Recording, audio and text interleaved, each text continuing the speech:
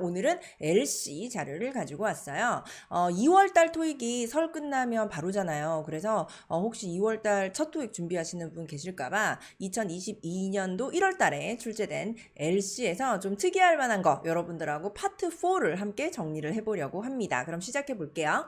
네, 스크립트 리뷰와 그 다음에 LC 단어 리뷰 같이 해볼 건데요. 여러분들은 스크립트를 잘 알고 계시는 게 얼마나 중요한지 모르시죠? 2022년도에 출제된 이 LC가 기존의 공식과는 조금 다른 스크립트가 좀 나와서 이거는 좀 알아보면 재밌겠다라고 해서 제가 한번 재구성을 해보았습니다. 자, 먼저 첫 번째 LC 파트 4입니다. 자, 종류는 speech라고 나와 있는데요. 스피치 연설이죠. 여러분들이 LC 공부하시다 보면 이 스피치 연설은 주로 이 연설을 시작하기 전에 사회자가 연설자에 대해서 막 설명해 주는 거, 뭐 이 사람은 뭐 무슨 학교를 졸업했고 이러이러한 공적이 있고, 자 그럼 여러분 큰 박수로 환영해 주세요 이러고 이제 끝나는, 그게 아주 티피컬한 연설입니다.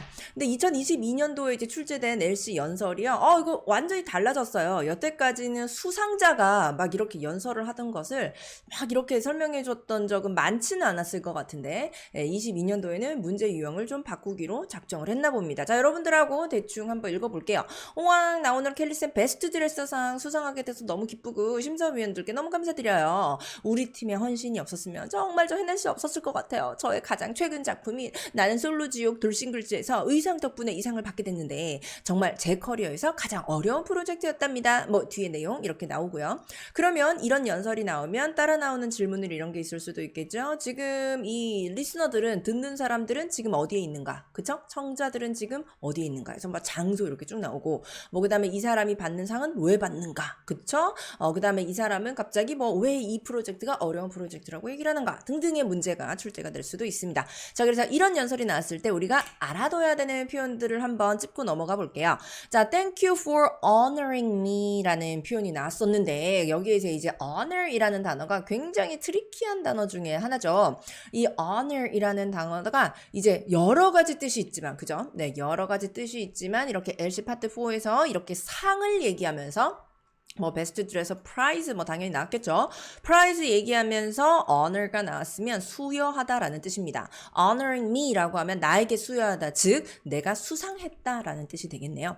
자, 다음 judges라고 하면 이제 심사위원을 우리가 judges라고 하죠. 요즘은 워낙 그 뭐 수판이 뭐니 해가지고 거기에 judge가 많이 등장을 하기 때문에 이 단어가 여러분들은 어렵진 않을 것 같고요. 그 다음에 이 표현을 알면 좋을 것 같습니다. Couldn't have done it without the contribution of my team. 이렇게 이제 얘기할 때 평소에 얘기하는 건 아닌 것 같고, 약간 뭐 수상하거나 뭐 이렇게 좀 이렇게 인사치레, 립 서비스 좀 필요할 때 많이 해주지 않나. 그래서 couldn't have done it, 이걸 해낼 수가 없었을 것이다 without 뭐뭐 없이. 그래서 뒤에다가 I couldn't have done it without your help 이렇게 얘기하면 네 도움이 없었다면 나 이거 해낼 수 없었을 거야 라고 이제 얘기하는 거죠. 그래서 여기서도 우리 팀의 헌신이 없었으면 정말 해낼 수 없었을 거야 라고 얘기하면서 I couldn't have done it without the contribution of my team. 막 이렇게 이제 막 얘기가 났었습니다. 거기다가 이제 the most challenging 이라는 표현은 이제 가장 어려운, 이게 challenging이라는 단어가 형용사죠. 그래서 the most challenging project라고 하면 지금껏 가장 어려운 이라는 표현이 되겠어요. 이 challenging이라는 단어는 형용사로서 RC에서도 정답으로 많이 나오죠. so far 이라는 건 지금까지 라는 뜻을 가지고 있습니다. 그래서 이 단어 뭐 쉽게 여러분들 기억할 수 있으시죠? 자, 계속해서 다음 스크립트 보도록 하겠습니다. 그 다음 스크립트는 이제 회의에서 어떤 부분 발췌해 오는 건데요. 이게 보통 회의가 뭐 당연히 비즈니스적인 회의라고는 하지만 회의에서 무슨 내용을 논할지 모르기 때문에 사실은 이 발췌문이라고 하는 회의 발췌문이 가장 좀 어렵다라고 할 수가 있습니다. 자, 이번에 출제됐던 것 중에서 좀 특이해요. 그래서 제가 이 회사는 처음 나왔어 라고 해서 가지고 왔어요. 자, 한번 빠르게 읽어볼게요. 자, 지난 분기에 있었던 일들을 우리가 복귀해 봅시다. 거의 200마일 정도의 우리 선로를 깔았죠. 이제 100마일 정도 남았고요. 그 다음에 온라인 예약 시스템도 우리가 새로 개발했고요. 다만 이 공사 때문에 연착이 많이 발생해서 고객들이 많은 불만을 제기를 했습니다. 그래서 평소보다 환불도 많이 발생했고요. 그래도 뭐 다음 분기에는 기록적인 수익이 전망됩니다. 뭐 이런 식으로 이제 얘기가 나왔어요. 그러면 여러분들이 여기에서 이거 영작을 할 수가 있어야 되는데, 대충 어떤 문제들이 나오냐? 뭐 화자는 어떤 회사에 다니나요? 자, 이런 문제 풀 때 조심해야 되는 거.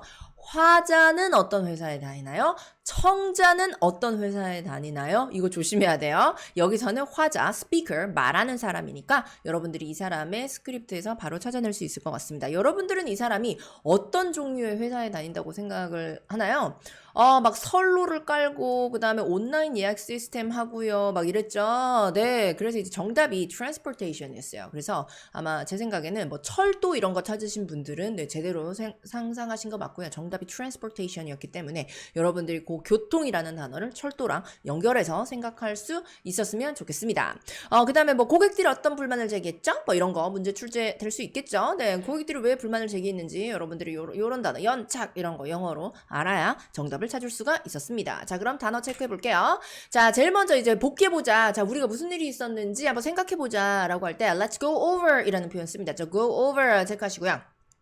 어떤 표현을 뭐 어떤 go over 한다라고 하면 복습하다, 복귀하다라는 표현인데 뭐 혹은 어떤 주제를 다룬다라고도 여러분들이 말씀을 하실 수도 있습니다. 근데 제가 여기에서는 복귀하다라고 복습하다라는 것을 다룬다라는 표현 말고 복습하다를 선택한 이유는 여기 앞에서 뭐 지난 분기에 있었던 일들 이런 게 이제 나왔기 때문에 뭐 다루다보다는 뭐 복습하다, 복귀하다라는 동사가 표현이 맞다고 생각해서 골랐어요.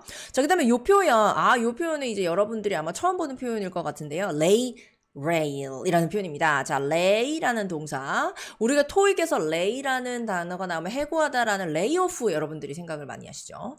레이오프 모른다고요? 그럼 해고를 정확하게 공부 안 하신 건데요. 거기다가 이제 lay라는 단어가 원래는 약간 뭐 기대다 뭐 이런 뜻도 있고요. 그래가지고 뭐 캘리포니아에 있는 애들은 날씨가 좋아하고 맨날 레이백한 자세를 뭐 어쩌고도 뭐 이런 식으로 이제 얘기를 하기도 하는데 우리는 토익을 공부하고 있으니까 lay rail 철도를 놓다라고 이제 나왔었어요. 예를 들어서 lay 40,000 miles of new rail. 4만 마일의 철도를 놓다. 뭐 공사하다 라는 식으로 예문 요거 참고하시면 되겠습니다. 이 lay라는 동사가 rail이랑 어울려서 나오는 거 저도 처음 들었습니다. 자, 그 다음에 우리가 뭐 하는 것을 목표로 하고 있고요. 그래서 할 때 we are on target to 동사 원형이라고. 그래서 타겟이 보통 목표, 목적, 목표물 이런 거니까 여러분들이 이 표현을 뭐 쉽게 연상하실 수 있으시겠죠? 자, 거기다가 delay, 연착. 그렇습니다. 그래서 뭐 버스든 아니면 뭐 기차든 비행기든 delay라고 하면 여러분들이 명사로서 연착 생각해 주시면 되고요. 자, 연착되면 당연히 고객들이 어떻게 하겠어요? file a complaint. 그래서 불만을 제기를 하겠죠. 그래서 file a complaint라는 표현. 그리고 평소보다 많은 환불이 발생했습니다. 라고 얘기할 때 more refund than usual. 그래서 usual이 왜 보통의라는 뜻이잖아요. 그래서 than이 들어가서 평소보다 더 많은 환불 이렇게 해석해 주시면 되겠어요.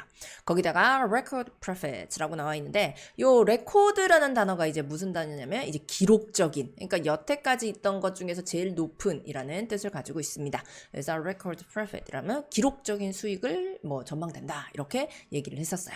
이렇게 우리가 수다 떨듯이 얘기하면서 단어를 공부하니까 여러분 머릿속 기억 속에 좀 많이 남겠죠? 자, 스크립트 하나만 더 볼게요. 다음 스크립트도 역시나 이 회의에서 발췌한 발췌문입니다. 제가 아까 얘기했듯이 회의에서 무슨 얘기를 할지 모르기 때문에 항상 약간 예상이 불가능하다, 예측 불가능하다라는 점이 있죠. 자, 그래서 이번에 나왔던 것도 한번 들어볼게요. 직원들 중 많은 분들이 여름 인턴에 멘토에 관심을 주셨어요. 네, 다음 주에 20명이 인턴이 도착할 텐데 모두 우수한 성적으로 로스쿨 졸업할 예정인 학생들이고요. 만약에 그 중에 뛰어난 인재를 찾으시면 8월 말에 보고서를 제출해주세요. 정규직을 위한 면접 때 참고 자료로 활용하겠습니다. 오늘은 멘토로서 무엇을 해야 하는지 점검해 봅시다. 멘토의 업무 범위에 대한 체크리스트를 지금 배포할게요. 자, 요런 스크립트가 나왔어요. 그럼 질문 이제 뭐 어떤 거 나오냐? 자, 청자들은 어떤 회사에 다니나요? 말하는 사람뿐만 아니라 청자들은 어떤 회사에 다니나요? 그럼 여러분들은 이 회사가 어떤 회사일 걸로 생각을 합니까? 지금 여기서는 뭐 알 수가 없는데 로스쿨을 졸업할 예정인 학생들을 인턴으로 쓰니까 여기서는 정답이 lawfirm이었죠. lawfirm. 그래서 법률회사라고 해서 여러분들이 lawfirm을 이때가 정답이었고요. 자, 그 다음에 보고서가 어떤 용도로 쓰일 것인가요? 라고 했을 때, 네, 그렇죠. 면접의 자료로 쓸 것이다. 라는 거. 그 다음에, 자, 지금 이제 뭐가 배포된다고 하나요? 이건 제일 마지막 문장 보면 되죠. 체크리스트. 멘토의 업무 범위에 대한 체크리스트를 배포한다. 라고 했으니까 체크리스트를 정답으로 선택해 주셨던 그런 문제가 되겠습니다. 그러니까 뭐 인턴이 오기 전에 항상 이제 회사 내부적으로도 뭐 멘티, 멘토 이런 거 이제 정해가지고 그죠? 이렇게 하는데 그 미리 지금 교육을 하고 있는가 봅니다. 그래서 인턴들 왔는데 좀 멘토들이 신경 안 쓰고 주고 그러면 우리 회사의 이미지가 굉장히 안 좋아지기 때문에 그렇죠? 자, 그러면 단어 한번 보도록 하겠습니다. 자, interest가 관심이란 뜻이잖아요. 그래가지고 express interest라고 하면 관심을 표하다라는 뜻입니다. 자, interest가 관심이란 뜻도 되지만 우리가 토익을 얘기를 하니까 우리가 이자율이라는 이자율 할 때 interest rate 이래가지고 이자율이라는 단어를 만들잖아요. 그러니까 finance와 관련된 주제가 나올 때는 interest가 관심이 아닐 수도 있다는 점 여러분들이 기억해 주세요. 자, 그래서 we have 20 arriving next week. 그래서 우리는 다음 주에 도착하는 20명이 있다. 여기서는 이제 20명의 인턴을 얘기를 하죠. 그 다음에 exceptionally talented. 여기서 exceptionally는 뭔가 예외적으로라는 뜻이죠. talented는 능력이 있는 이라는 뜻이죠. 그래서 뭔가 예외적으로 능력이 있는 이라는 말은 한마디로 굉장히 뛰어난 이라는 말을 얘기하고 있습니다. 그래서 만약 당신이 exceptionally talented한 인턴을 찾으면 그 다음에 뭘 해라? 보고서를 제출해주세요. turn in a report. 여기에서 turn in이라는 게 제출하다라는 뜻을 가지고 있죠. 보고서를 turn이라 그러니까 뭔가 좀 뭐 돌리다, 뭐 돌려보다, 뭐 이렇게 이제 오해를 하시는 분들이 계시던데 turn in은 제출하다라는 뜻을 가지고 있습니다. 자, 거기다가 이제 permanent position 이게 이제 정규직이죠. 그래서 이제 인턴 이런 직책은 permanent position은 아니잖아요. 그래서 이제 이런 학생들이 보통 permanent position을 위해서 인턴을 하는 경우가 많으니까 permanent position이라고 하면 정규직을 얘기하는구나 이렇게 생각하시면 되고요. 그 다음에 여기서는 go over이라는 게 어떤 주제를 다루다 였습니다. 그래서 여기서 저는 이제 점검하다라고 대략 해석을 했었는데요. 그래서 멘토로서 무엇을 해야 하는지 다뤄봅시다. 뭐 점검해봅시다. 뭐 같은 맥락이라고 생각해서 썼습니다. 그 다음에 handout checklist 여기서 handout이 나누어주다, 배포하다 라는 뜻을 가지고 있고요. hand in이라는 게 제출하다 라는 뜻을 가지고 있습니다. 그쵸?